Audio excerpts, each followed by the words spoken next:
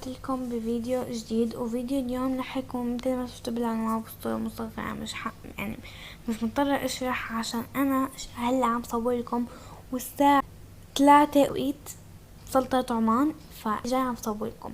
فاللي ما حينزل يحط لايك ويحط اشتراك يا ويلكم مني.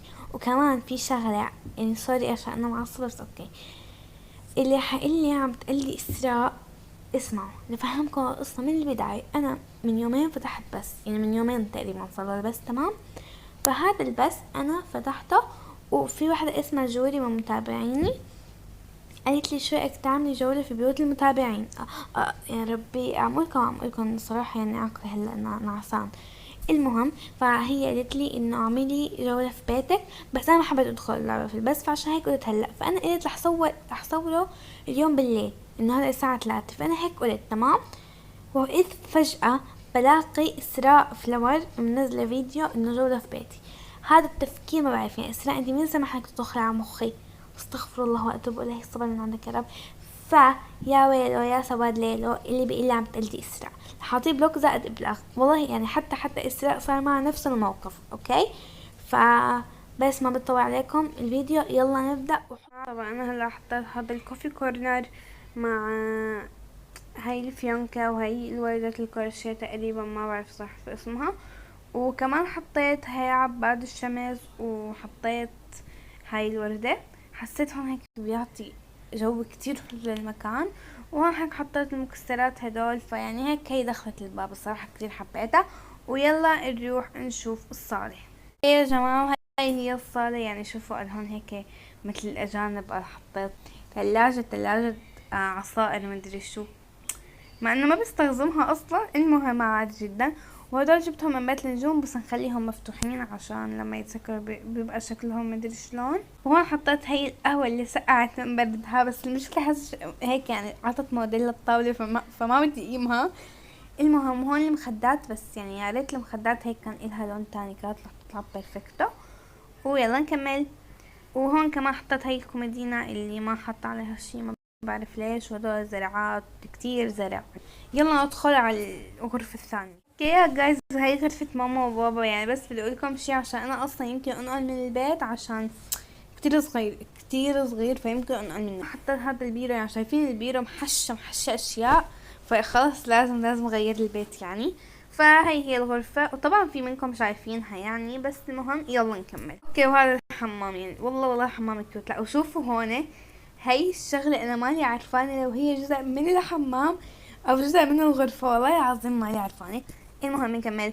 في هون هي يعني لو نحط عليها الواحد فراش الاسنان وهيك يعني، صح؟ تعرفوا نسيت اسمها، يعني مو مهم، اكيد انتوا عرفتوها. وهي كمان هي عجبتني، جبتها من الصالون تحت بتجنن، هي بتسع كل شيء. بس طبعا حطيتها من الشامبوهات يعني فزلكه وما ادري ايش. وهدول طبعا تبع الحمام، يعني مستحيل ما تكونوا بتعرفوا من وين، مستحيل. وكمان هي الغسالة، بس يا ريت عندي تلميح صغير لافاتار، انه يا ريت يعني يرجعوا ينزلوا غسالات جداد، يعني بس مجانا. اوكي تمام، بس يعني حلوة الغرض منيحة. وكمان المغسولات الدواء الغسيل، نحن صح بنقول دواء غسيل، يعني بعرف شو خاص دواء الغسيل، بس اوكي. فهيك يعني هون عند التنظيف وهيك. ويلا بقى نروح على الغرفة اللي مستحيل حد منكم ما يكون شايفها، مستحيل يكون شايفها. بس شايفين يعني انا بحب الغرفة تكون يعني يا تكون صغيرة بس يكون فيها كتير مساحة، يا تكون كبيرة وكمان يكون فيها مساحة، يعني تمام. يعني تقريبا ما اختلفنا شيء. هون شوف الشنات كلها عرف واحد. هون يعني فعشان هيك كانت مغيرة، بس يعني هي حلوة تغطي الغرض. وبس البيرو تبع اكتر شيء عجبني، هيك عاطي شيء للغرفة. بس يعني شايفين المكتب زائد البيرو زائد الهي، فعن جد ابدا مو منظم، فيعني لازم اغير البيت خلاص. ما حدا يقنعني. وهي كمان الكيوت جايبتها من البيت الكيوت، تقريبا كلكم بتعرفوا البيت الكيوت، مستحيل حدا يكون عارفه. ويلا بينا نروح على الغرفة الرابعة او هيك شيء بالبيت، اللي هو المطبخ. طبعا المطبخ ما كثير منكم شايفينه، بس يلا نروح له. بسم الله. ياي المطبخ كأنه مطبخ ياباني والله.